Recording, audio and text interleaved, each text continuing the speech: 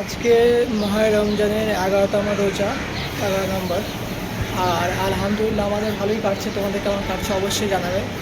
আর আজকে রবিবার, এখন যাবো জোহরের নামাজ পড়তে। তো চলো। ভোরবেলায় সেইরি খেতে উঠতে পারিনি, কারণ ঘুম ভাঙেনি। চলো, আজকে 11টা রোজা হয়ে গেল। কে কে রোজা রাখছো অবশ্যই জানাবে, ঠিক আছে, কমেন্টে। আলহামদুলিল্লাহ আমাদের রোজা ভালোই কাটছে। জোহরের নামাজ পড়া হয়ে গেল, এখন যাচ্ছি ঘরে গিয়ে একটু রেস্ট নেবো, তারপরে আবার সন্ধ্যাবেলায় আবার।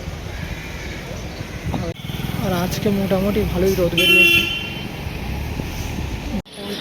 এখন যাচ্ছি আসরের নামাজ পড়তে। এই যে কিছু ইয়ে দেখি ঠিক বুঝে হলো। তুই তো যাবি বড় পান্তা? যাবি নাকি? চ। এখন আসরের নামাজ পড়া হয়ে গেল, তুলতো। এখন যাবো বড় পান্তে।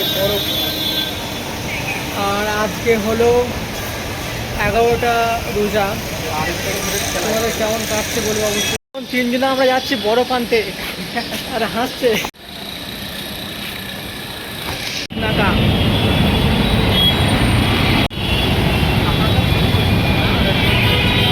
10টা রোজা হবে, খোঁজ হবে নাই, সাথে বছর খোঁজ নাই। এই যে বড় বড় বিল্ডিং, এই বিল্ডিংয়ের ওপরে নওশাদকে চাপিয়ে দেবো।